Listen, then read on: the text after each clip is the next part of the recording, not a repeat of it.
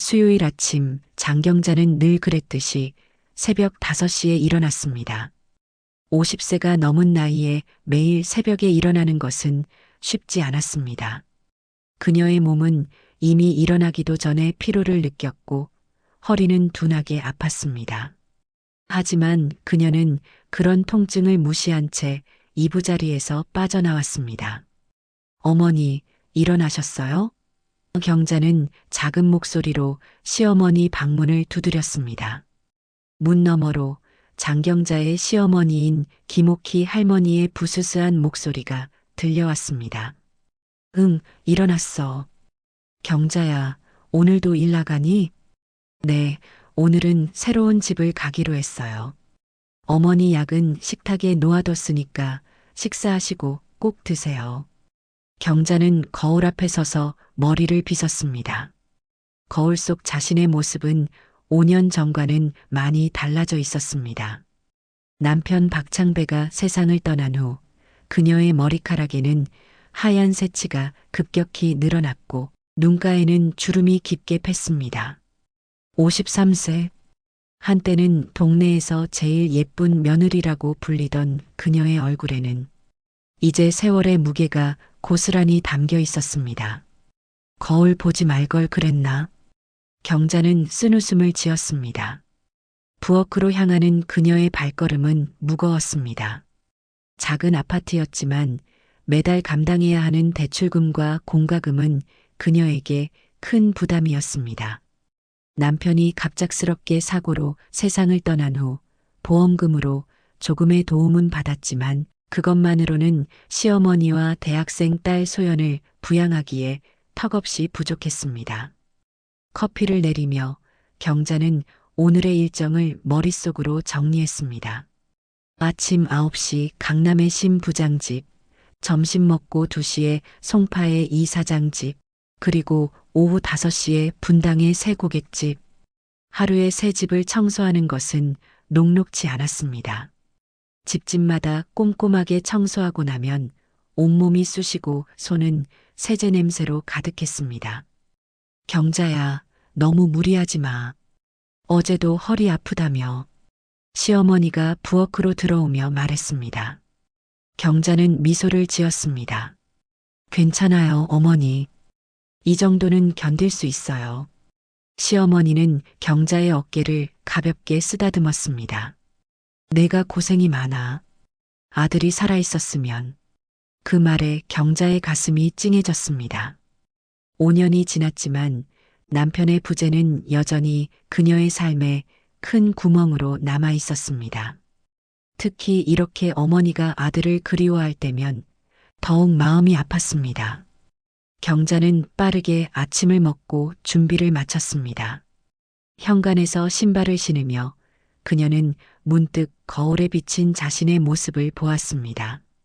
단정하게 묶은 머리, 소박한 화장, 그리고 깔끔한 청소부 유니폼. 이것이 남편 없이 살아가는 53세 장경자의 현실이었습니다. 강남과 송파에서 힘겨운 청소를 마치고 그녀는 오늘의 마지막 일터인 분당에 도착했습니다. 고급 아파트 단지 앞에 서서 그녀는 소개소에서 받은 메모를 다시 확인했습니다. 32층 3201호 이상우님, 로비에서 경비원에게 방문 이유를 말하고 출입증을 받아 엘리베이터를 탔습니다. 32층으로 올라가는 동안 경자는 거울에 비친 자신의 모습을 정돈했습니다. 엘리베이터 문이 열리고 경자는 복도를 따라 걸었습니다. 3201호 앞에 서서 그녀는 잠시 숨을 고르고 초인종을 눌렀습니다. 첫 인상이 중요해. 웃자 경자야. 그녀는 항상 스스로에게 다짐했습니다. 새로운 고객의 집은 항상 긴장되었지만 이제 4년차 가정 청소부로서 그녀는 자신만의 노하우가 있었습니다. 초인종 소리가 울리고 잠시 후 문이 천천히 열렸습니다. 경자는 공손한 인사를 준비했지만 그 인사는 입안에서 얼어붙고 말았습니다. 시간이 멈춘 것 같았습니다. 경자의 눈앞에 서 있는 남자는 5년 전 사고로 세상을 떠난 남편 박창배였습니다. 이럴 수가. 경자는 순간 자신의 눈을 의심했습니다. 그 남자는 남편과 다르게 수염을 길게 기르고 안경을 쓰고 있었지만 그 눈빛과 얼굴선은 분명 남편이었습니다. 여보, 경자의 입에서 떨리는 목소리가 흘러나왔습니다. 남자의 얼굴에서 모든 혈색이 빠져나갔습니다. 그의 눈이 놀라움으로 커졌고 입이 벌어졌다가 다시 닫혔습니다. 두 사람 사이에 흐르는 긴장감은 거의 만질 수 있을 정도였습니다. 경자와 남자는 몇 초 동안 서로를 바라보았습니다. 그 짧은 순간에 수많은 감정이 경자의 마음을 관통했습니다.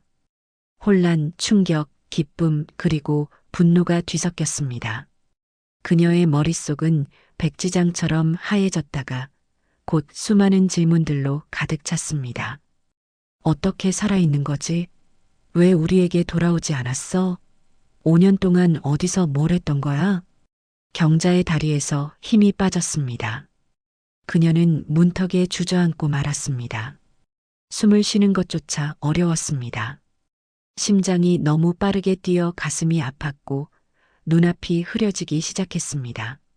그녀가 의식을 잃을 것 같은 순간 남자가 빠르게 그녀에게 다가왔습니다. 경자야. 남자의 목소리는 낮고 떨렸습니다. 그것은 분명 남편 창배의 목소리였습니다. 경자의 눈에서 눈물이 흘러내렸습니다. 그녀는 남자의 얼굴을 자세히 보았습니다. 창배 씨? 경자는 이제 확신했습니다. 그것은 남편이었습니다. 5년이라는 시간의 강을 건너 그들은 서로를 마주하고 있었습니다. 순간 남편은 복도에서 들려오는 발소리에 긴장했습니다. 그의 눈빛이 날카로워졌고 몸은 경계태세로 돌변했습니다. 그는 재빠르게 주변을 살폈습니다. 여기 있으면 안 돼. 창배는 다급하게 말했습니다. 그는 경자의 팔을 붙잡고 집 안으로 신속하게 이끌었습니다. 문이 닫히는 순간 그는 다시 한번 문 밖을 확인하듯 들여다보았습니다. 현관문에 보안 잠금 장치를 모두 걸고 나서야 창배는 잠시 안도의 한숨을 내쉬었습니다. 경자는 여전히 충격 상태에서 벗어나지 못한 채 거실 한가운데 서 있었습니다. 그녀의 눈에서는 멈추지 않는 눈물이 흘러내렸고 온몸은 떨리고 있었습니다. 창배는 경자에게 다가가려다 멈췄습니다. 그는 아내의 눈에서 뿜어져 나오는 복잡한 감정을 읽을 수 있었습니다. 그것은 단순한 재회의 기쁨이 아니라 5년간의 배신감과 혼란, 그리고 분노가 섞인 감정이었습니다. 어떻게? 경자는 떨리는 목소리로 겨우 말을 이었습니다. 어머니도 아셔? 소연이는? 나만 모르고 있는 거야? 경자의 목소리에는 5년간의 그리움과 함께 깊은 배신감이 묻어 있었습니다. 그녀는 오랫동안 남편의 죽음을 받아들이기 위해 얼마나 많은 밤을 울며 지새웠는지, 시어머니와 딸을 위로하며 자신의 슬픔은 감춰야 했는지 기억했습니다. 아무도 몰라. 창배가 대답했습니다. 그의 목소리는 무겁고 죄책감으로 가득했습니다. 내가 여기 올 줄은 몰랐어. 이렇게 만날 줄은. 경자는 갑자기 분노가 치밀어 올랐습니다. 그녀는 창배에게 다가가 그의 가슴을 세게 밀쳤습니다. 어떻게 그럴 수 있어? 우리가 얼마나 힘들었는지 알아? 소연이가 얼마나 아빠를 그리워했는지 알아? 경자의 목소리는 점점 커졌습니다. 5년간 억눌러왔던 감정이 폭발하는 순간이었습니다. 창배는 아내의 분노를 그대로 받아들였습니다.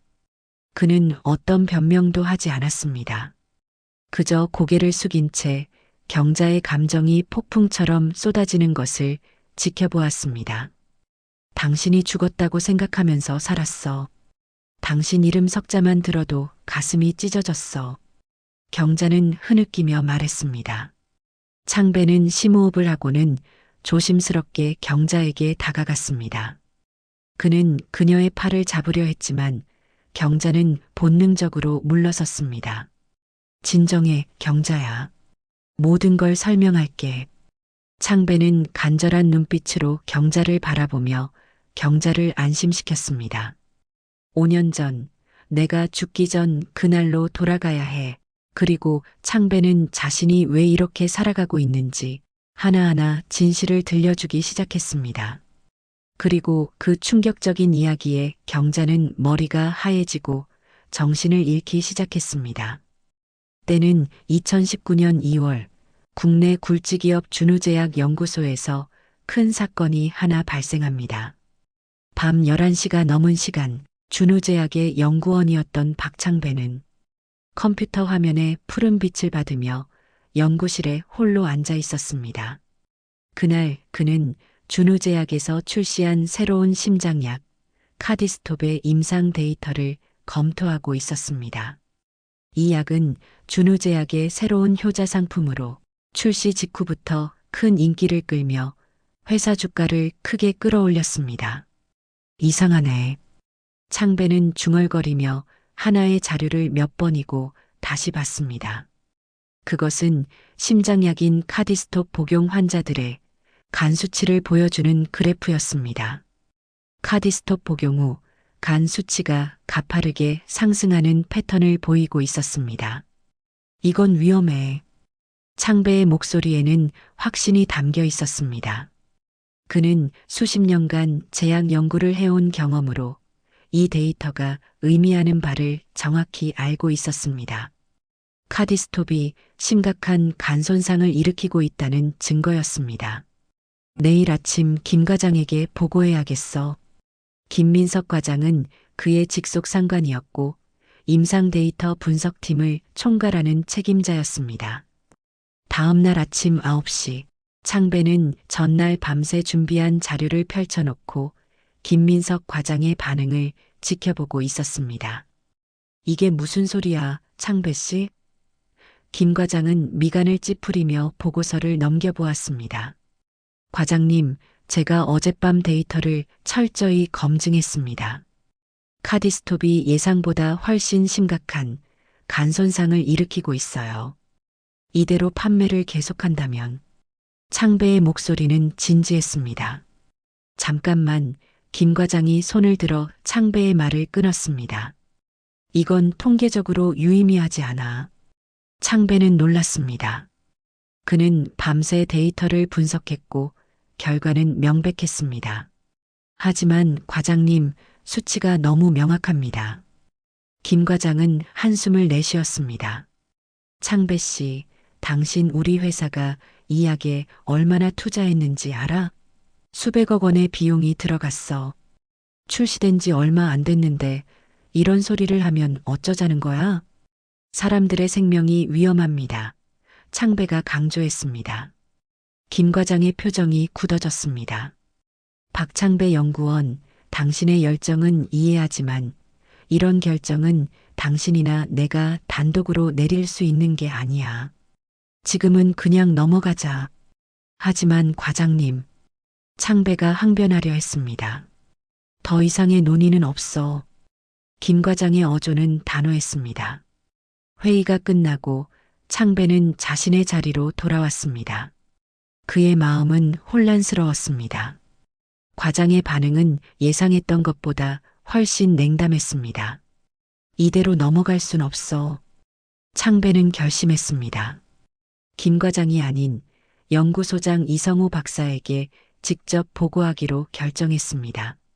자신의 오랜 멘토이자 준우제약 연구소를 이끄는 이성우 박사라면 이 모든 것을 이해하고 자신에게 힘이 될 거라고 기대했습니다. 점심시간이 지나고 창배는 이성우 박사의 사무실을 찾아갔습니다. 그는 창배를 반갑게 맞이했습니다. 창배 씨, 들어오게. 무슨 일인가? 이성우 박사는 안경을 고쳤으며 물었습니다. 창배는 자리에 앉아 조용히 자신의 발견을 설명했습니다. 이성우 박사는 묵묵히 듣다가 보고서를 자세히 살펴보았습니다. 그의 표정이 점점 심각해졌습니다. 자네 이 내용을 누군가한테 보고했나? 박사가 물었습니다. 네, 김민석 과장에게 보고했습니다. 하지만 과장님은 넘어가자고 하셨어요. 창배가 대답했습니다. 이성우 박사는 깊은 한숨을 내쉬었습니다. 내가 이 문제를 직접 살펴보겠어. 고맙네. 창배는 안도감을 느끼며 사무실을 나왔습니다. 이성우 박사라면 올바른 결정을 내릴 것이라고 믿었습니다. 다음 날 아침 창배의 사무실 전화가 울렸습니다. 수화기를 들자 이성우 박사의 무거운 목소리가 들려왔습니다. 창배 씨, 오늘 오후 2시에 본관 15층 회의실로 와주게. 경영진과 회의가 있네. 창배는 심장이 빠르게 뛰는 것을 느꼈습니다. 네, 박사님. 어떤 회의인지 알 수 있을까요? 잠시 침묵이 흐른 후 이성우 박사는 조용히 말했습니다. 카디스톱 건이네. 전화가 끊기고 창배는 깊은 숨을 내쉬었습니다. 마침내 이 문제가 경영진 차원에서 논의된다는 것은 좋은 신호일 수도 있었습니다. 그는 서둘러 모든 연구 데이터와 보고서를 준비했습니다. 오후 1시 55분 창배는 본관 15층 앞에 도착했습니다. 2층은 평소에는 연구원들이 출입할 수 없는 경영진 전용 구역이었습니다. 그는 긴장된 손길로 넥타이를 바로잡고 회의실 문을 두드렸습니다. 들어오세요. 안에서 목소리가 들렸습니다. 문을 열자 넓은 회의실에는 이미 여러 명이 앉아 있었습니다. 창배가 알아본 사람들은 최준혁 대표이사, 김정훈 상무, 법무팀 박지원 팀장, 그리고 이성우 박사였습니다. 모두 심각한 표정으로 그를 바라보고 있었습니다. 앉게. 최준혁 사장이 손짓했습니다. 창배는 자리에 앉았습니다. 그의 앞에는 자신이 작성한 보고서 사본이 놓여 있었습니다. 박 연구원, 최준혁 사장이 입을 열었습니다. 그는 50대 후반의 카리스마 있는 인물로 의대 출신이지만 일찍이 경영 쪽으로 전향한 사업가였습니다. 자네가 작성한 보고서를 모두 검토했네. 꽤 충격적인 내용이었어. 창배는 고개를 끄덕였습니다. 네, 사장님. 카디스톱이 예상보다 심각한 간 손상을 일으키고 있습니다. 즉각적인 조치가 필요하다고 생각합니다. 최 사장은 서류를 천천히 넘기며 말했습니다. 그래서 우리가 어떻게 하길 바라나? 바로 시장에서 약을 회수하자는 건가? 그게 가장 안전한 방법일 것 같습니다. 창배가 대답했습니다. 김정훈 상무가 불편한 기색으로 자세를 바꾸었습니다. 박 연구원, 이 약이 회사에 얼마나 중요한지 알고 있나? 물론 압니다. 창배가 대답했습니다. 하지만 환자들의 안전이 더 중요하지 않습니까? 최 사장이 갑자기 웃음을 터뜨렸습니다. 그러나 그 웃음에는 따뜻함이 없었습니다. 박 연구원, 자네 정말 순진하군. 이 약은 회사 매출의 40%를 차지하고 있어. 리콜되면 회사는 망하네. 너 이게 무슨 의미인지 알지? 최 사장의 달라진 태도에 창배는 침을 삼켰습니다. 그렇다고 해도 창배는 조심스럽게 말을 이었습니다. 사람들의 생명이 위험합니다. 박 연구원, 최 사장의 어조가 더 날카로워졌습니다.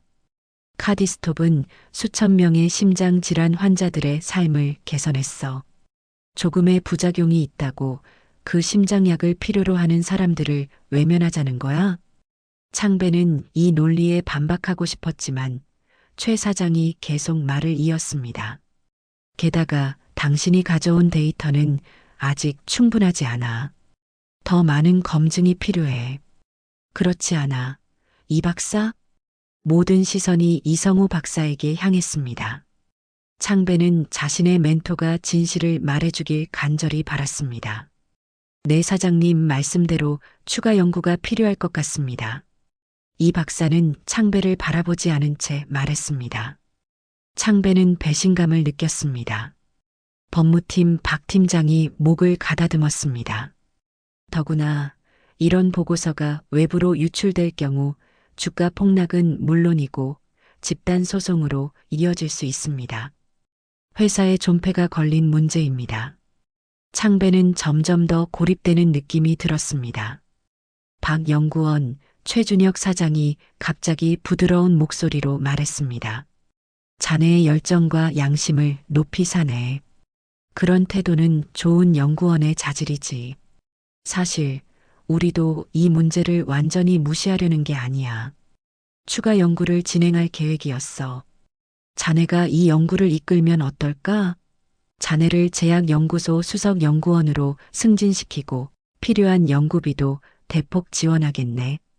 창배의 눈이 커졌습니다. 수석 연구원은 그가 오랫동안 꿈꿔왔던 자리였습니다. 급여도 상당히 오를 것이고 소연이의 대학 등록금 걱정도 덜 수 있을 것입니다. 물론 지금 이 문제는 지금은 공개하지 말고 충분한 데이터가 쌓이면 그때 적절한 조치를 취하자는 거야. 최 사장이 은밀하게 제안했습니다. 잠시 침묵이 흐르고 창배는 깊은 생각에 빠졌습니다. 그는 오랫동안 수석 연구원 자리를 원했고 가족을 위해서도 좋은 기회였습니다. 하지만 죄송합니다, 사장님. 창배는 결연한 표정으로 말했습니다. 사람 목숨이 걸린 문제입니다. 양심을 팔 수 없습니다. 지금 당장 의료진에게 경고하고 필요하다면 약을 회수해야 합니다. 회의실 안의 공기가 얼어붙었습니다. 최준혁 사장의 표정이 서서히 변했습니다. 부드러움은 사라지고 차가운 분노가 그 자리를 대신했습니다. 박창배, 최 사장이 이제는 존칭을 뺐습니다. 너 그게 무슨 말인지 알아?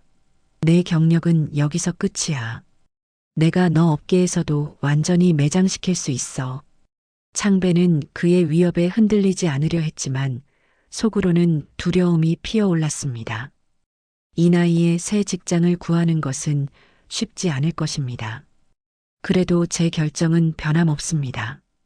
창배는 흔들리는 목소리를 진정시키며 말했습니다. 최 사장은 잠시 창배를 노려보더니 갑자기 웃음을 지었습니다. 그러나 그 웃음은 창배의 등골을 오싹하게 했습니다. 너 와이프랑 어머님 모시고 한양동 302호 살지? 최 사장이 천천히 말했습니다. 창배의 얼굴이 창백해졌습니다.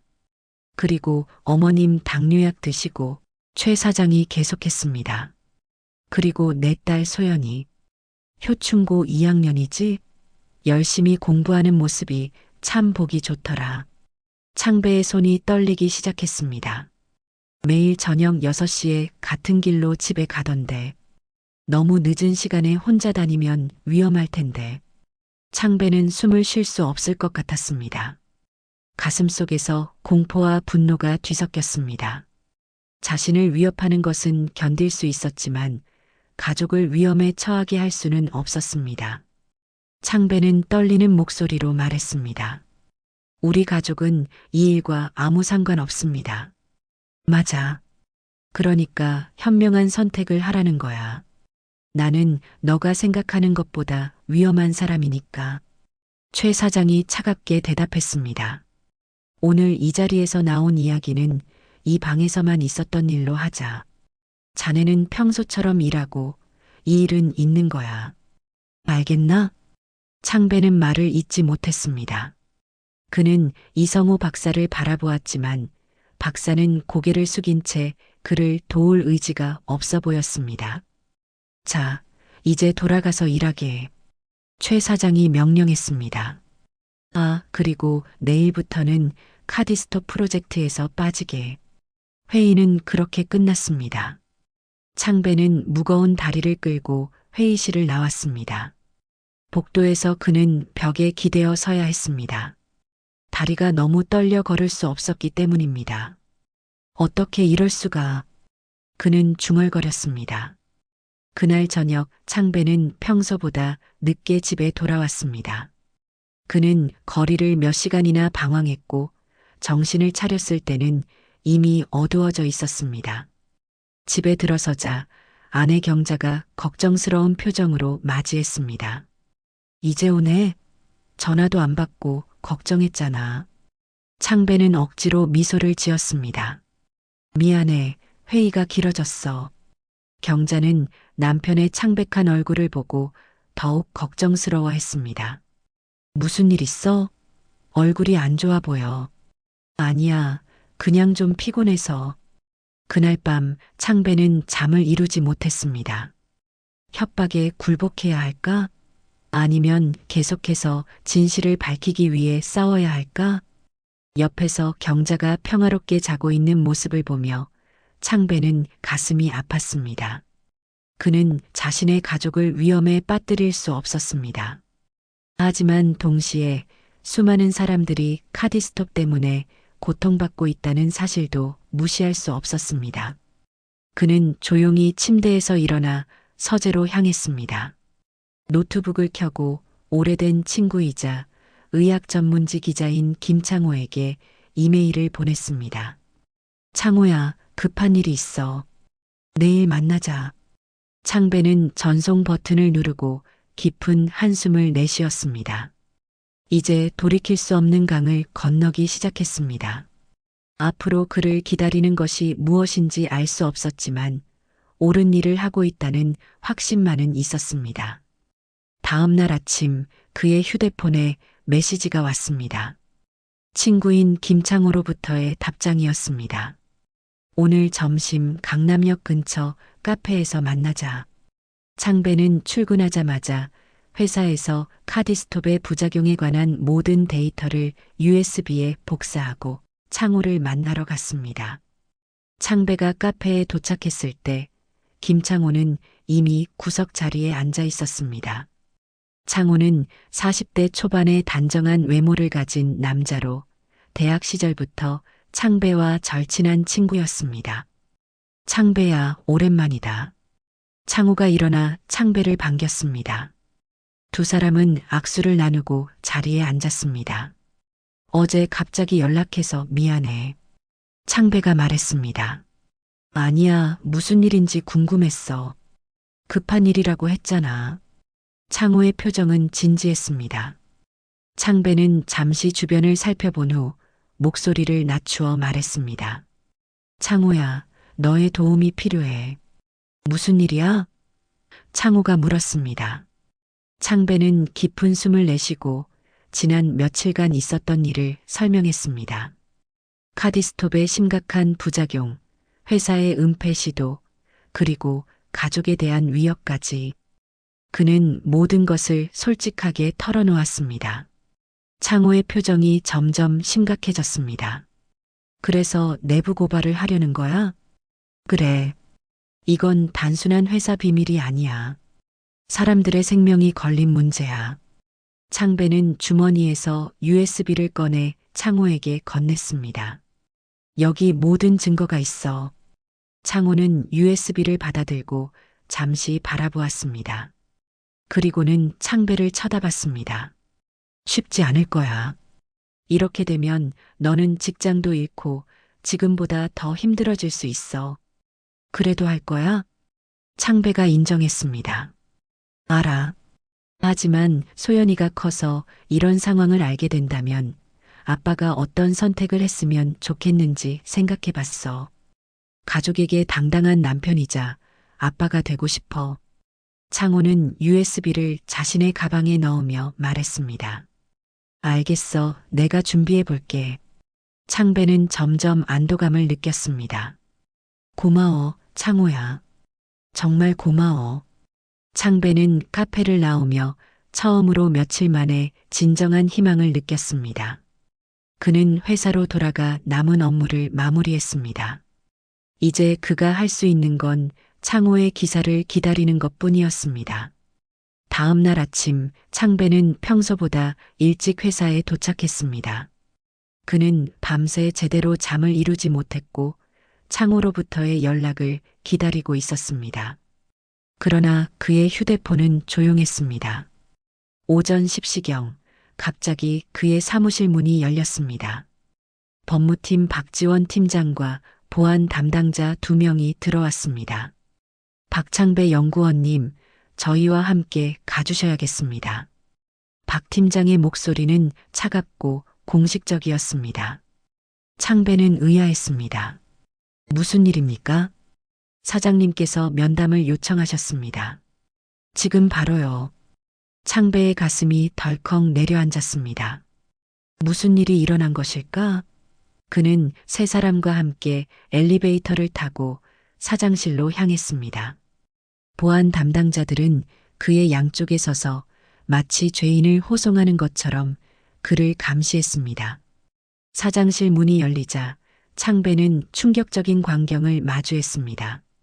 최준혁 사장의 책상 위에는 자신이 창호에게 건넸던 바로 그 USB가 놓여 있었습니다. 그리고 더 충격적인 것은 창호가 사장 옆에 앉아 있다는 사실이었습니다. 들어오게, 박창배 씨. 최 사장이 냉소적인 미소를 지으며 말했습니다. 창배는 천천히 사무실로 들어섰습니다. 그의 눈은 창호를 향했지만 창호는 그의 시선을 피했습니다. 놀랐나? 최 사장이 물었습니다. 내 친구가 널 배신할 거라고는 생각 못했지? 이게 준우제약의 힘이야. 창배는 말을 잇지 못했습니다. 그의 머릿속은 혼란스러웠고 가슴은 배신감으로 가득했습니다. 창호야. 그가 겨우 말을 꺼냈습니다. 창호는 마침내 창배를 바라보았지만 그의 눈에는 미안함보다는 냉담함이 더 많이 담겨 있었습니다. 미안해, 창배야. 난 이미 2년 전부터 준우제약하고 연결되어 있었어. 창배는 그 자리에 주저앉고 싶은 충동을 억눌렀습니다. 대학 시절부터의 친구, 자신이 가장 신뢰했던 사람이 그를 배신했다는 사실이 그를 완전히 무너뜨렸습니다. 놀라운 일이지? 최 사장이 말을 이었습니다. 내가 배신자라고 다 말해줬어. 창배는 분노와 절망감에 떨고 있었습니다. 당신들은 사람들이 다치고 있다는 사실을 알면서도 비즈니스야, 박창배. 최 사장이 차갑게 대답했습니다. 때로는 희생이 필요해. 그리고 내가 그 희생양이 될 차례야. 박창배, 너는 오늘부로 해고야. 지금 당장 짐 싸. 창배는 예상했던 말이었지만 실제로 들으니 가슴이 무너지는 것 같았습니다. 갑작스러운 해고는 그의 미래를 완전히 불확실하게 만들었습니다. 그리고 최 사장이 손가락으로 책상을 두드리며 말을 이었습니다. NDA 위반으로 10억 손해배상 청구할 거야. 창배의 얼굴이 창백해졌습니다. 10억 원이라니 그에게는 감당할 수 없는 금액이었습니다. 그건 불법입니다. 창배가 항변했습니다. 그럼 법정에서 만나지. 최 사장이 차갑게 웃었습니다. 우리 회사 법무팀이 얼마나 강한지 느껴볼래? 아, 그리고 자네 가족에 대한 우리의 경고는 여전히 유효해. 이 일에 대해 어디에도 발설하지 마. 박 팀장이 창배에게 서류 뭉치를 건넸습니다. 해고 통지서와 비밀유지 재확인서입니다. 서명해 주세요. 창배는 손이 떨리는 것을 느꼈습니다. 그는 자신이 완전히 패배했음을 깨달았습니다. 증거는 사라졌고 친구는 배신했으며 이제 그의 직업마저 잃었습니다. 30분 안에 회사를 떠나게 최 사장이 명령했습니다. 창배는 마지막으로 창호를 바라보았습니다. 한때 그가 가장 신뢰했던 친구의 얼굴에는 이제 낯선 사람의 표정만 남아 있었습니다. 너는 이 사람들의 희생양이 되지 않길 바래, 창호야. 창배가 마지막으로 말했습니다. 그는 사장실을 나와 자신의 사무실로 향했습니다. 보안 요원들이 그의 뒤를 따랐습니다. 사무실에 도착하자 동료들은 모두 그를 피하는 듯 했습니다. 소문이 이미 퍼진 모양이었습니다. 창배는 개인 물품들을 상자에 담았습니다. 20년간의 커리어가 이렇게 끝나다니 그는 여전히 현실감을 느끼지 못했습니다. 집에 돌아온 창배는 현관문 앞에 서서 한참을 망설였습니다. 어떻게 아내에게 설명해야 할지, 무엇을 말해야 할지 갈피를 잡을 수 없었습니다. 진실을 말해야 할까? 아니면 그는 깊은 고민에 빠졌습니다. 최준혁 사장의 위협이 귓가에 맴돌았습니다. 그의 가족이 위험에 처할 수 있다는 공포가 그를 짓눌렀습니다. 창배는 아내에게 모든 진실을 말함으로써 가족이 공포에 빠지거나 가족이 마음 아파하는 것을 보고 싶지 않았습니다. 마침내 결심을 한 창배는 깊게 숨을 들이마시고 현관문을 열었습니다.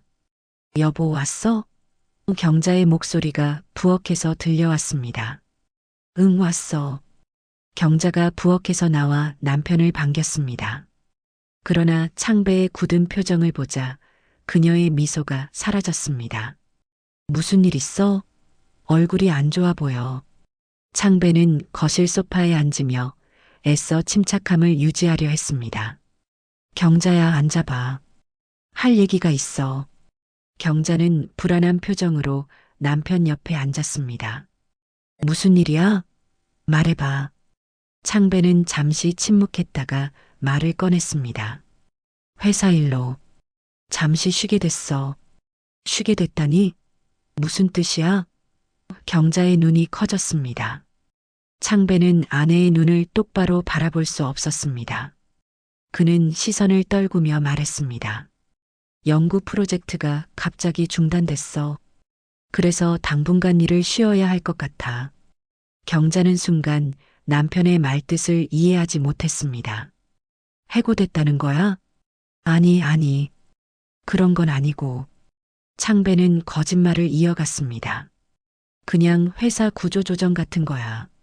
잠시 쉬는 기간 동안 급여는 일부 나와. 걱정하지 마. 경자는 여전히 의심스러운 눈빛이었지만 더 묻지 않았습니다. 20년이 넘는 결혼 생활 동안 그녀는 남편이 무언가를 숨기고 있을 때를 알아볼 수 있었습니다. 하지만 그가 준비가 될 때까지 기다려주기로 했습니다. 알겠어. 무슨 일이든 우리 함께 이겨낼 수 있어.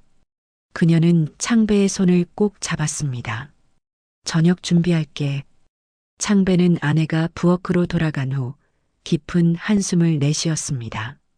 그녀에게 거짓말을 한 것이 괴로웠지만 그것이 그녀와 가족을 보호하는 유일한 방법이라고 스스로를 위로했습니다. 다음 며칠간 창배는 겉으로는 휴식을 취하는 척했지만 실제로는 다른 방법을 찾아 분주히 움직였습니다. 어떻게든 준우제약의 악행을 세상에 밝혀내고 자신도 제자리를 찾아야 했습니다. 창배는 아내가 장을 보러 나간 사이 여러 언론사에 연락을 취했습니다. 그러나 대부분의 반응은 냉담했습니다. 죄송하지만 구체적인 증거 없이는 이런 중대한 의혹을 보도할 수 없습니다. 한 기자가 말했습니다. 저희도 준우제약 같은 기업을 상대로 하는 기사는 신중할 수밖에 없어요. 확실한 자료를 가져오시면 다시 검토해 보겠습니다. 다른 언론사의 답변이었습니다. 창배는 좌절감을 느꼈습니다. 그의 손에 증거는 아무것도 남아있지 않았습니다. 하지만 그에겐 곧 더 큰 시련이 다가올 예정이었습니다. 그가 여러 언론사의 준우제약에 대한 악행을 고발하려고 하는 그 통화 내용이 이미 준우제약 최 사장 귀에 들어가게 된 것입니다. 최준혁 사장은 그의 집에서 강태희 비서와 대화를 나누고 있었습니다. 그래, 박창배가 언론사에 전화를 하고 있다고? 최 사장이 위스키 잔을 들며 말했습니다. 네, 아직 포기하지 않은 듯합니다. 강 비서가 대답했습니다. 최 사장의 표정이 어두워졌습니다. 할 수 없군. 창배를 죽이라고 지시해. 조용히 사고로 위장해서. 강 비서의 표정이 굳었지만 그는 고개를 끄덕였습니다. 알겠습니다. 확실하게 해. 그가 살아있는 한 우리 회사는 계속 위험할 거야. 강 비서는 아무런 감정 없이 대답했습니다. 알겠습니다. 바로 준비하겠습니다. 그리고 어느 날 박창배 휴대폰에 전화가 울렸습니다. 그는 조심스럽게 수화기를 들었습니다. 여보세요? 박창배 씨? 낯선 남성의 목소리가 들려왔습니다. 저는 중앙일보 김민준 기자입니다. 카디스톱에 관한 제보를 받고 연락드렸습니다. 창배는 긴장했습니다. 드디어 누군가 자신의 이야기를 들어준다고 생각했습니다. 혹시 시간 되시면 만나서 이야기 나눌 수 있을까요? 언제 만날 수 있을까요? 창배가 물었습니다. 오늘 저녁 7시 양재숲 근처 은행나무 카페는 어떨까요? 알겠습니다. 7시에 뵙겠습니다. 전화를 끄는 창배는 드디어 한 걸음 앞으로 나아갔다는 희망을 느꼈습니다. 여보, 나 잠깐 나갔다 올게.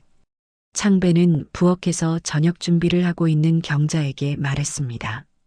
경자는 걱정스러운 표정으로 남편을 바라보았습니다. 저녁 안 먹고 어디가? 옛날 회사 동료 만나기로 했어. 오래간만에 만나서 식사하려고. 그래, 늦지 말고 와. 창배는 아내와 가벼운 포옹 후 집을 나섰습니다. 그는 차를 움직여 아파트 단지를 빠져나왔습니다. 저녁 시간대의 서울 도로는 퇴근하는 차들로 붐볐습니다. 그는 양재 방향으로 차를 몰았습니다. 20분쯤 운전했을 때 창배는 100m에서 검은색 세단을 발견했습니다. 그 차는 창배가 방향을 바꿀 때마다 따라오는 것 같았습니다. 처음에는 우연이라고 생각했지만 세 번째 방향 전환 후에도 그 차가 따라오는 것을 보고 창배는 긴장하기 시작했습니다. 미행당하고 있어. 그의 가슴이 빠르게 뛰기 시작했습니다. 창배는 갑자기 방향을 바꿔 작은 골목길로 들어갔습니다. 예상대로 검은 세단도 골목길로 따라 들어왔습니다. 이제 확실해졌습니다. 함정이었어. 공포에 사로잡힌 창배는 속도를 높였습니다. 그는 양재 대신 다른 방향으로 차를 몰았습니다. 그의 머릿속에는 한 가지 생각뿐이었습니다. 도망쳐야 한다. 고속도로에 진입한 창배는 속도를 더 높였습니다. 100m로 확인하니 검은 세단뿐만 아니라 또 다른 차 회색 SUV도 그를 쫓고 있었습니다. 창배는 공포에 떨었습니다. 그는 자신을 미행하는 차를 따돌리기 위해 더 밟았습니다. 그러나 뒤따르는 차들은 거리를 좁혀왔습니다. 어느새 주변은 한적한 산길로 변해 있었고 양쪽으로는 깊은 계곡이 펼쳐져 있었습니다. 갑자기 회색 SUV가 그의 차 옆으로 바짝 붙었습니다. 창배는 급하게 핸들을 돌려 충돌을 피했지만 그 순간 검은 세단이 뒤에서 그의 차를 들이받았습니다. 창배의 차는 가드레일을 향해 미끄러졌습니다.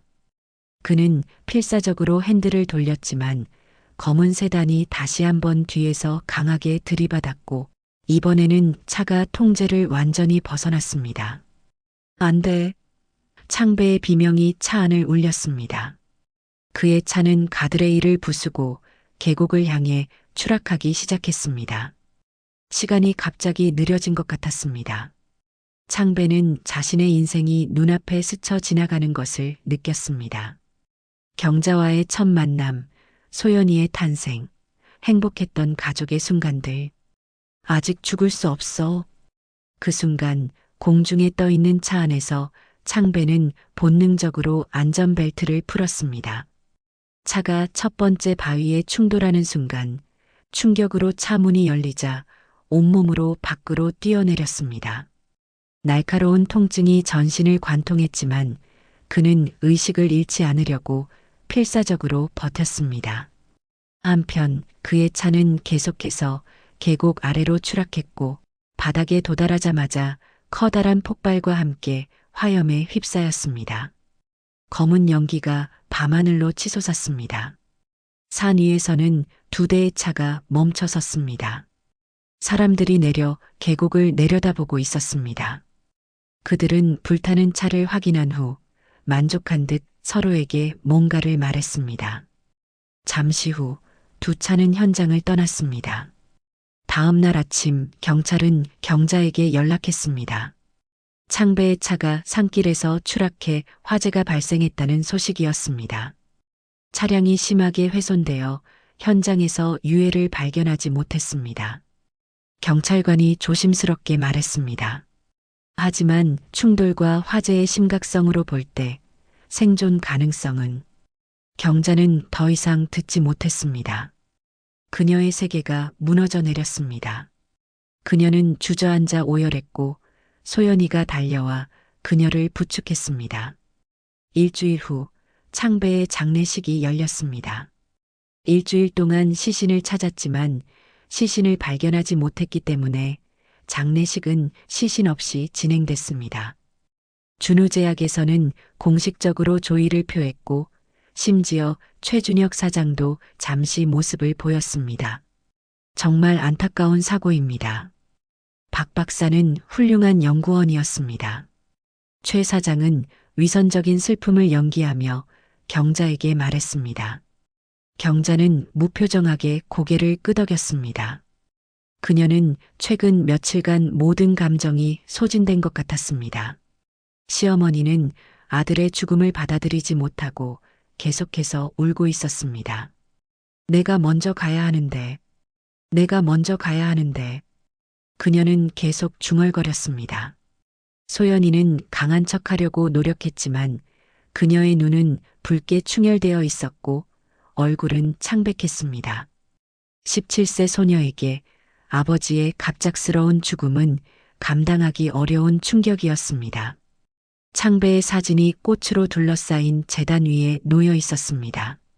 사진 속 그는 환하게 웃고 있었고 그 미소는 장례식장의 무거운 공기 속에서 더욱 아이러니하게 느껴졌습니다. 장례식이 끝나고 사람들이 하나둘 떠나갔습니다. 마지막으로 경자, 소연, 그리고 오키 할머니만이 남았습니다. 이제 어떻게 살아가야 할까요, 어머니? 경자가 시어머니의 손을 잡고 물었습니다. 시어머니는 대답 대신 눈물만 흘렸습니다. 소연이는 조용히 어머니와 할머니를 안았습니다. 엄마, 할머니, 우리가 서로를 의지하며 살아갈 거예요. 아빠도 그걸 원하실 거예요. 소연이 용기를 내어 말했습니다. 경자는 딸을 바라보았습니다. 그렇게 어린 나이에 이미 너무 성숙해진 그녀의 모습에 가슴이 아팠습니다. 그래, 내 말이 맞아. 아빠도 그랬을 거야. 경자는 힘없는 목소리로 대답했습니다. 그들은 마지막으로 창배의 사진에 절을 올리고 장례식장을 떠났습니다. 그러나 그들이 알지 못했던 것은 창배가 여전히 살아있다는 사실이었습니다. 산속 어딘가에서 그는 생존을 위해 싸우고 있었습니다. 그의 왼쪽 다리는 분명 부러져 있었고 몸 곳곳에서 피가 흘렀습니다. 추운 밤 공기 속에서 그는 점점 의식을 잃어가고 있었습니다. 여보, 이리 와봐요. 사람이 쓰러져 있어요. 그때 희미한 여성의 목소리가 창배의 귓가에 들려왔습니다. 그는 눈을 뜨려 했지만 눈꺼풀이 너무 무거웠습니다. 아이고, 큰일 났네. 많이 다쳤어요. 남성의 목소리와 함께 창배는 누군가가 자신을 조심스럽게 들어올리는 것을 느꼈습니다. 극심한 통증에 그는 신음했지만 그 와중에 그는 힘을 짜내서 마지막 말을 남기고 기절했습니다. 제발 경찰에 신고하지 마세요. 시간이 얼마나 흘렀는지 모르겠지만 창배가 다시 의식을 찾았을 때 그는 낯선 방에 누워 있었습니다. 작고 소박한 방이었지만 따뜻했고 그의 몸은 두꺼운 이불로 덮여 있었습니다. 왼쪽 다리는 나무 판자로 고정되어 있었고 팔과 머리에는 붕대가 감겨 있었습니다. 그때 방문이 열리고 70대쯤 되어 보이는 노부인이 들어왔습니다. 그녀는 창배가 깨어난 것을 보고 놀란 표정을 지었습니다. 아이고, 드디어 깨어나셨네요. 영감, 빨리 와보세요. 곧 노인도 들어왔습니다. 그는 창배를 걱정스럽게 바라보았습니다. 젊은이, 정신이 들어요? 물 좀 마실래요? 창배는 간신히 고개를 끄덕였고 노부인이 그의 입에 물을 조심스럽게 가져다 주었습니다. 시원한 물이 목을 타고 내려가자 그제야 조금 정신이 들었습니다. 여기가 어디죠? 창배가 물었습니다. 우리 집이에요. 산속 작은 집이지요. 산책을 하는데 당신이 계곡 근처 숲을 사이에 쓰러져 있었지요. 많이 다치셨더군요.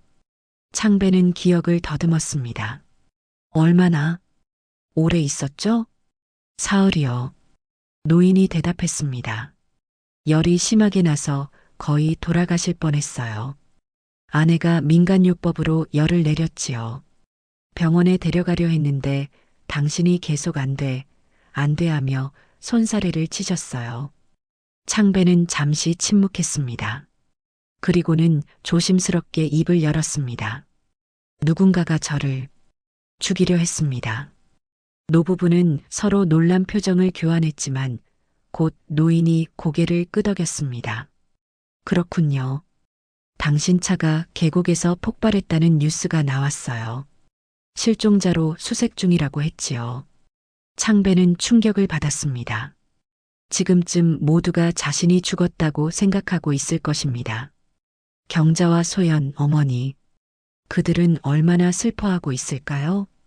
창배는 깊은 생각에 잠겼습니다. 가족에게 자신이 살아있다는 사실을 알리면 어떻게 될까요? 준우제약은 다시 그를 노릴 것이고 이번에는 가족들도 위험에 처할 수 있습니다. 지금은 돌아갈 수 없을 것 같습니다.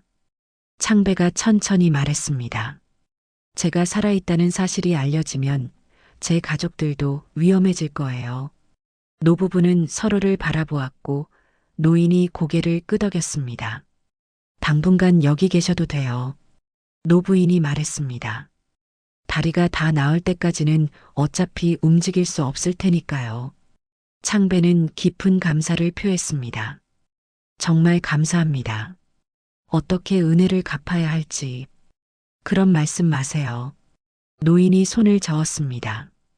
우리는 자식이 없어요. 당신이 이렇게 와준 것이 오히려 우리에게 기쁨이에요. 그렇게 창배는 노부부의 보살핌 아래 천천히 회복되기 시작했습니다. 그러면서 창배는 준우제약에 복수하고 자신의 삶을 찾을 수 있는 방법을 고민하고 또 고민했습니다. 창배가 어느 날 저녁 세 사람이 식사를 마친 후 말했습니다. 저는 지금처럼 죽은 상태로 지내면서 증거를 모아야겠습니다. 위험한 결정이네요. 노인이 걱정스럽게 말했습니다. 노부인이 물었습니다. 그럼 언제 가족에게 돌아갈 수 있을까요? 창배는 잠시 생각에 잠겼습니다. 5년 안에 반드시 진실을 밝히고 가족에게 돌아갈 겁니다. 부작용 은폐에 대한 공소시효가 5년이거든요. 그 전에 증거를 확보해서 준우제약을 법정에 세워야 합니다. 5년이라 긴 시간이네요. 노인이 한숨을 쉬었습니다. 네, 하지만 제 가족을 위해서라도, 제 잃어버린 삶을 위해서라도 견뎌야 합니다. 창배의 눈에는 결연한 의지가 담겨 있었습니다. 그 후 창배는 자신의 새로운 정체성을 준비하기 시작했습니다. 그는 머리와 수염을 기르고 가짜 신분증을 만들었습니다. 이상우라는 새 이름으로. 그렇게 노부부의 집에서 몇 주를 지내고 창배는 독립할 준비를 마쳤습니다. 노부부는 창배에게 자신들이 가지고 있던 돈을 조금 주었고 창배는 그것으로 서울에서 멀리 떨어진 작은 도시에 방 하나를 임대했습니다. 이 은혜 꼭 갚겠습니다. 떠나는 날 창배는 노부부에게 깊이 고개를 숙였습니다. 우리에게는 당신이 살아있다는 것만으로도 큰 기쁨이에요. 노부인이 따뜻하게 말했습니다. 언제든 도움이 필요하면 연락하세요. 우리 집은 언제나 열려 있어요. 창배는 감사의 눈물을 참으며 그들과 작별했습니다. 그렇게 창배, 이제는 이상우가 된 그는 준우제약과의 본격적인 전쟁을 시작했습니다. 창배가 죽었다는 사실이 오히려 그에게 무기가 된 것입니다. 그 후 창배는 몇 달 동안 10명 이상의 카디스토 피해자들을 만났습니다. 그들 중 일부는 준우제약을 상대로 소송을 준비하고 있었지만 대부분은 확실한 증거가 없거나 준우제약의 거대한 힘에 힘쓰지 못하고 있었습니다. 그렇게 창배는 점점 더 많은 피해자들을 만나면서 이들에게 함께 싸울 수 있는 공통체가 필요하다는 것을 느꼈습니다. 그렇게 약물 피해자 연대라는 단체를 만들었습니다. 창배는 피해자들 중 몇몇 적극적인 사람들을 중심으로 단체의 기초를 다지기 시작했습니다. 창배는 자신의 얼굴은 공개적으로 드러내지 않고 운영과 대표는 또 다른 카디스톱 피해자 김정호 씨가 맡았습니다. 그들은 카디스톱 외에도 다른 위험한 약물들에 대한 캠페인을 진행했고 몇몇 소규모 제약회사들이 리콜을 선언하는 성과를 이루기도 했습니다. 하지만 창배의 주요 목표는 여전히 준우제약과 카디스톱이었습니다. 그렇게 시간이 흘러 창배는 약물 피해자 연대를 이끌며 준우제약에게 복수할 증거를 모아왔고 약물 부작용 공소시효가 얼마 남지 않은 지금 아내를 만나게 된 것입니다. 이제 결정적 증거 몇 개만 더 찾으면 그 회사를 법정에 세울 수 있어. 창배의 목소리가 작은 아파트에 울려 퍼졌습니다. 경자는 소파에 앉아 손을 꼭 쥔 채 남편의 이야기를 끝까지 들었습니다. 처음 그를 보았을 때의 충격이 가시고 이제 그녀는 차분히 현실을 받아들이려 노력하고 있었습니다. 그리고 갑자기 결심한 듯 입을 열었습니다. 여보, 당신에게 말해야 할 게 있어. 창배는 경자의 심각한 표정을 보고 긴장했습니다. 무슨 일이야? 경자는 깊은 숨을 들이마셨습니다. 내가 지금 최준혁 사장 집에서 청소부로 일하고 있어. 창배의 얼굴이 창백해졌습니다. 언제부터? 창배의 목소리가 떨렸습니다. 당신이 죽고 나서 얼마 안 됐어. 최준혁 사장이 남편 없이 힘들 거라고 좋은 일자리를 소개시켜준다고 했어. 그게 청소부 일이었고 지금까지 하고 있는 거야. 최 사장 집에는 주 3회 가서 청소하고 있어. 경자가 설명했습니다. 창배는 자리에서 벌떡 일어났습니다. 그의 얼굴에는 공포와 분노가 교차했습니다. 당장 그만둬야 해. 그 사람은 위험해, 경자야. 날 죽이려고 했다고. 경자는 침착하게 고개를 저었습니다. 아니, 이제야 이해돼. 나를 굳이 자기 집에서 일하게 한 것. 그건 다 이유가 있었던 거야. 창배는 문득 깨달았다는 표정을 지었습니다. 최준혁이 당신을 의도적으로 고용한 거야. 감시하려고. 맞아.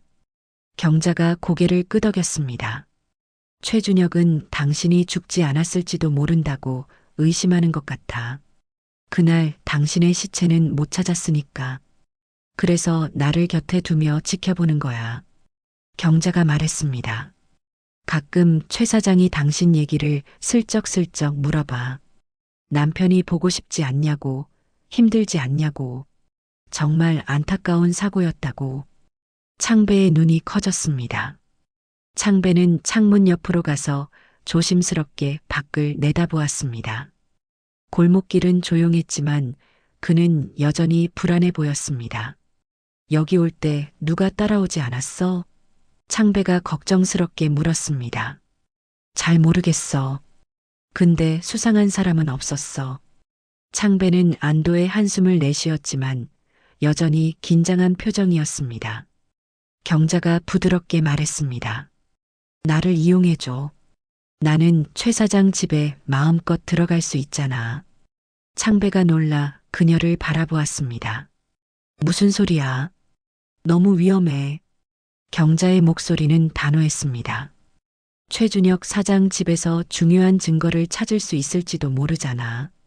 창배는 고개를 저었습니다. 널 위험에 빠뜨릴 수 없어. 여보. 경자가 창배의 양손을 잡았습니다. 이번엔 당신 혼자 안 둬요.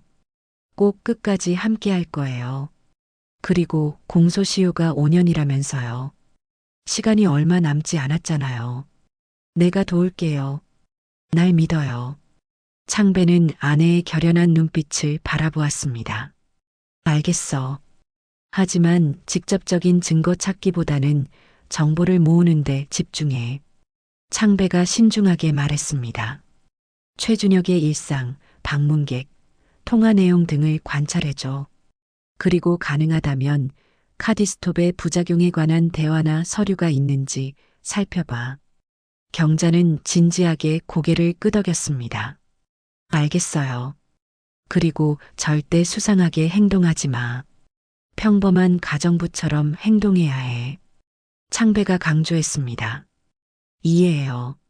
경자가 말했습니다. 조심할게요. 창배는 아내의 안전을 위한 모든 준비를 철저히 했습니다. 그리고 오늘 이후로 여기 오지 말고 일주일에 한 번 안전한 장소에서 짧게 만나자. 창배가 제안했습니다. 경자는 고개를 끄덕였습니다. 알겠어요. 창배는 아내를 바라보았습니다. 그녀의 용기와 결단력이 놀라웠습니다. 정말 고마워, 경자야. 창배가 진심을 담아 말했습니다. 경자는 부드럽게 미소 지었습니다. 우리 가족을 위해서예요. 소연이와 어머니를 위해서, 그리고 당신을 위해서. 두 사람은 손을 꼭 잡았습니다. 5년간의 이별 후 그들은 이제 함께 정의를 위한 위험한 싸움을 시작했습니다. 다음 날 아침 경자는 평소처럼 최준혁의 집으로 출근했습니다. 최준혁의 집에 도착해 초인종을 누르자 강태의 비서가 문을 열었습니다. 안녕하세요. 강태희가 공손하지만 차가운 목소리로 인사했습니다. 안녕하세요, 강 비서님. 경자가 정중히 인사했습니다. 오늘도 청소하러 왔습니다. 사장님은 아침 회의 때문에 나가셨어요. 저는 중요한 서류를 가지러 잠시 들른 거고요.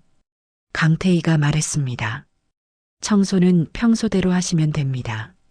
사장님 서재는 오늘은 청소하지 않으셔도 됩니다. 네, 알겠습니다. 경자는 순순히 대답했습니다. 하지만 그녀는 몰래 서재에 들어갈 생각이었습니다. 평소 서재에 큰 금고가 있다는 것을 알았고 그것을 사진 찍어서 남편에게 보여주고 싶었기 때문입니다. 강태희가 서류를 챙겨나간 후 경자는 자신이 할 수 있는 최선을 다해 집안의 이곳저곳을 조사했습니다. 그렇게 그녀는 일주일 동안 최 사장 집에서 수집한 정보를 창배에게 전달했습니다. 최준혁의 회의 일정, 금고 사진, 준우제약 임상시험에 관한 단편적인 대화 내용 등 그중 소송대책회의에 관한 정보가 중요했습니다. 아마 우리 단체를 예의주시하고 있는 것 같아. 창배가 말했습니다. 고마워, 도움이 많이 될 것 같아. 몸 조심하고. 그렇게 두 사람은 짧은 만남 이후 헤어졌습니다. 그러던 어느 날 결정적인 순간이 다가왔습니다. 그날 경자는 최준혁 사장 집에서 거실을 청소하고 있었습니다. 최준혁과 강태희는 발코니에서 대화를 나누고 있었고 그 대화를 몰래 듣기 위해 경자는 조심히 다가갔습니다. 그 사고 관련 자료는 내가 안전한 곳에 갖고 있어. 최준혁의 목소리였습니다. 너도 공범이야. 비밀 잘 유지해. 안 그러면 우리 다 죽어. 그런 생각 없습니다, 사장님. 강태희가 당황한 목소리로 대답했습니다. 걱정 마. 자료는 내 금고에 있으니 아무도 접근할 수 없어. 우리 둘만 비밀로 하면 아무도 모른다고. 경자는 그 대화를 듣고 금고에 뭔가 중요한 자료가 숨겨져 있을 거라고 확신했습니다. 그리고 남편과 만나는 날 즉시 이 사실을 이야기했습니다. 금고, 창배가 중얼거렸습니다. 거기에 나를 죽이려 했던 내용, 아니면 카디스톡 부작용 은폐 관련 문서가 있을 가능성이 높아. 경자가 말했습니다. 하지만 금고를 열려면 비밀번호가 필요해요. 창배가 생각에 잠겼습니다. 시도해볼 만한 비밀번호를 알려줄게. 준우제약 창립일, 그의 결혼기념일, 내가 그와 관련된 내용을 모두 정리해서 줄게. 타이밍을 봐서 가능할 때 시도해봐. 경자는 고개를 끄덕였습니다. 알겠어요. 창배는 잠시 생각에 잠겨 있다가 말했습니다. 하지만 너무 무리하지는 마. 들키면 위험해. 알고 있어요. 조심할게요. 경자가 대답했습니다. 한편 최준혁은 준우제약 사장실에서 굳은 표정으로 컴퓨터 화면을 바라보고 있었습니다. 약물 피해자 연대의 홈페이지가 열려 있었고 최근 그들이 발표한 성명서가 화면에 떠 있었습니다. 준우제약의 심장약 카디스톱은 심각한 간 손상을 일으키며 이 사실을 회사 측이 알고도 은폐했다는 증거를 수집했습니다. 곧 이 사실이 전 세계에 알려질 것입니다. 최준혁은 화면을 노려보며 주먹을 꽉 쥐었습니다. 최근 몇 주 동안 이 단체의 활동이 점점 더 구체적으로 준우제약을 겨냥하고 있었습니다. 강태희가 녹후 후 사무실로 들어왔습니다. 사장님, 조사 결과를 가져왔습니다. 어서 말해봐. 최준혁이 초조한 목소리로 말했습니다. 약물 피해자 연대의 활동을 분석해봤습니다. 공식적으로는 김정호라는 사람이 대표로 등록되어 있지만 실제 운영은 정체불명의 고문이 맡고 있는 것으로 보입니다. 최준혁은 턱을 괴며 생각에 잠겼습니다. 그러다니 갑자기 책상에서 일어나 창가로 걸어갔습니다. 5년 전 그 사고, 박창배의 시신은 결국 발견되지 않았지? 강태희의 표정이 굳어졌습니다. 네, 그렇습니다. 차량만 발견되었고 화재로 인해 내부가 거의 소실되었습니다. 법의학적으로는 사망으로 추정될 뿐이죠. 추정? 최준혁은 그 단어를 곱씹었습니다. 그럼 살아있을 가능성도 있다는 거지. 하지만 사장님, 그건 거의 불가능합니다. 그런 추락사고에서 살아남기는. 아니 근데 지금 이 걸리적거리는 약물 피해자 연대, 그리고 박창배가 살아있다면 이거 너무 얘기가 그럴듯하게 흘러가지 않아? 박창배가 그 약물 피해자 연대를 운영하고 있는 것 아니야? 최준혁이 차갑게 말했습니다. 그는 잠시 생각하더니 다시 말을 이었습니다. 박창배의 아내 감시 강화해. 장경자. 다음에 장경자가 우리 집에 올 때는 내가 계속 그녀 곁에 있어. 알겠습니다, 사장님. 강태희가 고개를 숙였습니다. 그러던 어느 날이었습니다. 경자는 자신이 의심받고 있는지도 모른 채 최준혁의 집을 방문했습니다. 그날은 청소날이긴 했지만 경자는 마음속으로 금고 비밀번호를 알아내기 위한 시도를 해야겠다고 생각했습니다. 하지만 그 생각이 큰 화를 불러올지 그때는 몰랐습니다. 그녀는 평소처럼 집 앞에서 초인종을 눌렀습니다. 강비서가 문을 열었습니다. 강비서는 차가운 눈빛으로 경자를 훑어보았습니다. 들어오세요. 경자는 공손하게 인사하고 집 안으로 들어갔습니다. 최준혁은 집 안에 없었고 아파트에는 그녀와 강태희만 남아 있었습니다. 평소처럼 청소해 주세요. 저는 계속 여기 있을 겁니다. 강태희가 경자를 노려보며 말했습니다. 네, 알겠습니다. 경자는 침착하게 대답했습니다. 그녀는 청소 도구를 꺼내고 평소처럼 거실부터 청소를 시작했습니다. 손은 일상적인 동작을 반복했지만 그녀의 머릿속은 온통 금고와 남편이 준 비밀번호 목록으로 가득 차 있었습니다. 서재로 들어간 경자는 평소처럼 먼지를 털고 바닥을 청소하기 시작했습니다. 그녀의 눈은 자연스럽게 왼쪽 벽에 있는 금고를 향했습니다. 그때 강태희의 휴대폰이 울렸습니다. 네, 여보세요? 강태희가 전화를 받았습니다. 지금이었습니다. 그가 통화에 신경 쓰는 사이 경자는 금고 비밀번호를 하나씩 누르기 시작했습니다. 최 사장의 결혼기념일. 금고가 반응하지 않았습니다. 최 사장 딸의 생일과 어머니 기일. 금고가 반응하지 않았습니다. 그리고 준유제약 창립기념일과 최 사장의 생일을 조합한 번호 525만 321. 드디어 금고에서 작은 삐소리가 나고 잠금 장치가 풀렸습니다. 시간이 없었습니다. 그녀는 재빨리 금고 문을 열었습니다. 금고 안에는 여러 폴더와 서류들이 정돈되어 있었습니다. 그녀는 뭔지 모르기 때문에 일단 핸드폰으로 다 찍었습니다. 언제 강 비서가 방으로 들어올지 모르기 때문에 빠르게 처리해야 했습니다.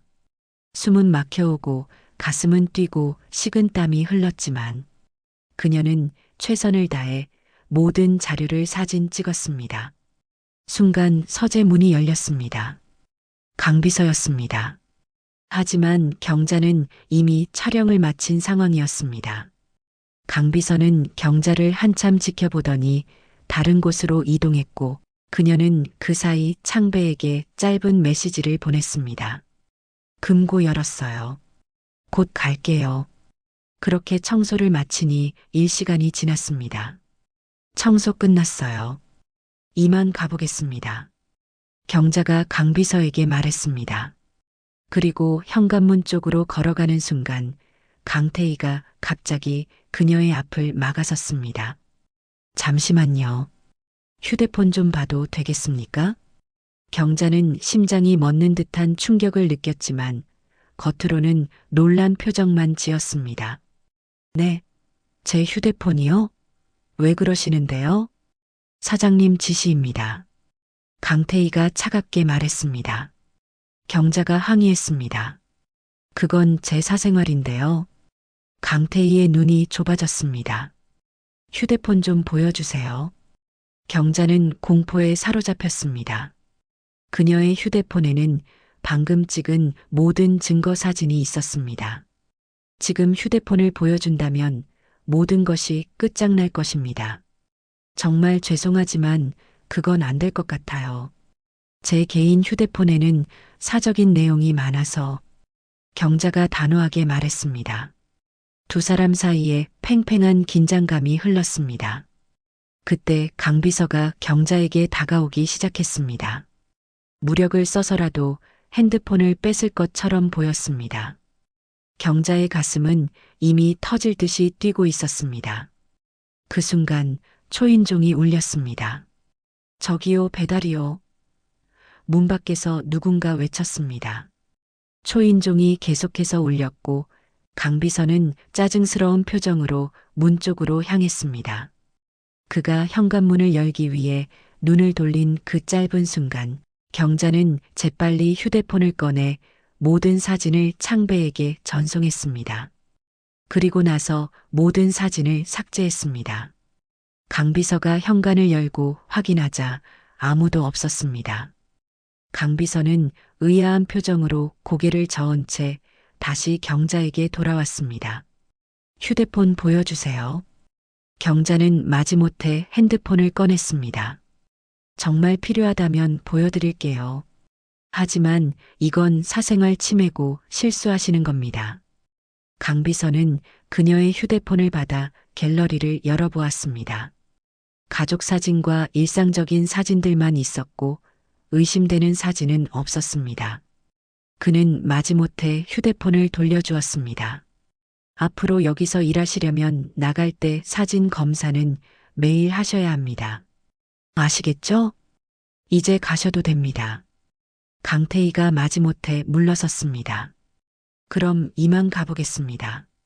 경자는 인사하고 현관문을 향해 걸어갔습니다. 문을 열고 나가는 순간까지 그녀는 강태희의 날카로운 시선을 등 뒤로 느낄 수 있었습니다. 그러나 그녀는 평온한 모습을 유지했습니다. 엘리베이터에 타자마자 경자는 깊은 숨을 내쉬었습니다. 그녀의 다리가 후들거렸고 심장은 여전히 빠르게 뛰고 있었습니다. 하지만 그녀는 해냈습니다. 결정적인 증거를 확보한 것입니다. 그리고 남편에게 문자가 왔습니다. 최 사장 옆 아파트 2단지 놀이터에서 만나. 놀이터로 가니 창배가 그녀를 기다리고 있었습니다. 사진 다 받았어. 창배가 작은 목소리로 말했습니다. 사실 아까 당신이 금고를 열었다고 문자를 보낸 순간 바로 최 사장 집으로 출발했어. 당신이 걱정됐거든. 그리고 당신이 안전하게 나올 때까지 지켜보고 있었지. 아까 초인종 누른 사람 나야. 당신이 너무 늦게 나오길래 무슨 일이 있는지 확인하려고 눌렀어. 괜찮았어? 경자는 고개를 끄덕였습니다. 많은 걸 얘기하고 싶었지만 지금 이 순간 그녀의 몸엔 힘이 남아있지 않았습니다. 창배가 웃으며 말했습니다. 고마워. 모든 사진이 선명해. 이건 결정적인 증거야. 다행이다. 경자는 안도의 한숨을 내쉬었습니다. 창배가 그녀의 손을 살짝 잡았습니다. 여기서 빨리 벗어나자. 두 사람은 빠르게 공원을 빠져나와 근처 지하철역으로 향했습니다. 다음 날 아침 창배와 경자는 집 근처 카페에서 만남을 가졌습니다.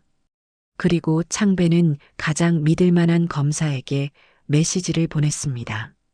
짧은 설명과 함께 그동안 모아온 증거를 첨부했고 만남을 요청했습니다. 이제 할 일은 다 했어. 이 정도면 충분해. 이제 가족에게 돌아가자. 창배가 말했습니다. 이제 그들은 더 이상 숨을 필요가 없었습니다. 두려움 없이 당당하게 걸었습니다. 경자의 아파트 앞에 도착했을 때 창배는 잠시 멈추었습니다. 5년 만에 다시 보게 될 자신의 가족을 생각하니 가슴이 벅차올랐습니다. 준비됐어요? 경자가 물었습니다. 창배는 깊은 숨을 들이마시고 고개를 끄덕였습니다. 그래, 준비됐어. 현관문을 열고 들어가자 거실에서 TV를 보고 있던 어머니가 고개를 돌렸습니다. 그녀는 경자와 함께 들어온 남자를 보고 처음에는 의아한 표정을 지었습니다. 그리고 수염과 안경 뒤에 숨겨진 아들의 모습을 알아차리자 그녀의 눈이 점점 커졌습니다. 창배야. 어머니의 목소리가 떨렸습니다. 어머니. 창배는 더 이상 말을 잇지 못했습니다. 할머니는 그 자리에서 일어나려 했지만 다리에 힘이 풀린 듯 했습니다. 창배가 재빨리 다가가 어머니를 부축했습니다. 어머니, 제가 돌아왔어요. 정말 죄송합니다. 창배의 목소리가 끊겼습니다. 할머니는 아들의 얼굴을 양손으로 감싸며 눈물을 흘렸습니다. 꿈인가? 정말 내 아들이 맞니? 네, 어머니. 제가 맞아요. 살아있어요. 창배도 눈물을 참지 못했습니다. 그때 방문이 열리고 소연이가 나왔습니다. 그녀는 거실의 상황을 보고 멈춰 섰습니다. 엄마, 할머니, 무슨 일이? 소연이의 시선이 창배에게 향했습니다. 그녀는 처음에는 낯선 사람을 경계하는 표정이었지만 점차 어떤 기억이 떠오르는 듯 했습니다. 소연아. 창배가 딸을 향해 한 걸음 다가갔습니다. 소연이의 눈이 커졌습니다. 그녀의 입이 살짝 벌어졌고 손이 떨리기 시작했습니다. 아빠. 창배는 고개를 끄덕였습니다. 그래, 소연아. 아빠야. 소연이는 잠시 믿을 수 없다는 표정으로 서 있다가 갑자기 달려와 창배를 꽉 껴안았습니다. 아빠, 정말 아빠 맞아요? 어떻게 이럴 수가. 창배는 딸을 품에 안고 오열했습니다. 그가 마지막으로 본 소연은 고등학생이었습니다. 이제 그녀는 어엿한 대학생이 되어 있었고 그 사이 놓친 시간은 결코 돌아오지 않을 것입니다. 미안해, 소연아. 정말 미안해. 창배는 딸의 등을 토닥이며 반복해서 말했습니다. 경자는 그 모습을 바라보며 눈물을 흘렸습니다. 마침내 그들의 가족이 다시 하나가 되었습니다. 5년간의 이별을 끝내고 이제 다시 시작할 수 있게 되었습니다. 그날 밤 창배는 가족들에게 모든 진실을 털어놓았습니다. 준우제약에서 발견한 카디스톱의 위험성, 회사의 은폐 시도, 그를 죽이려 했던 음모, 그리고 5년간 이상으로 살아온 이야기까지. 가족들은 충격과 분노, 그리고 안도감을 느끼며 그의 이야기를 들었습니다. 이제 끝날 거예요. 창배가 말했습니다. 우리는 모든 증거를 확보했고 검찰에 전달했어요. 최준혁과 준우제약은 법의 심판을 받게 될 거예요. 그의 말이 끝나자마자 창배의 휴대폰이 울렸습니다. 검사로부터의 연락이었습니다. 보내주신 자료를 검토했습니다. 내일 아침 9시 제 사무실로 와주시겠습니까? 정식으로 진술을 받고 수사를 시작하겠습니다. 창배는 안도의 한숨을 내쉬었습니다. 네, 가겠습니다. 감사합니다. 전화를 끊은 창배는 가족들을 바라보았습니다. 내일부터 공식 수사가 시작될 거예요. 경자가 그의 손을 꼭 잡았습니다. 이제 정말 끝나가는 거예요?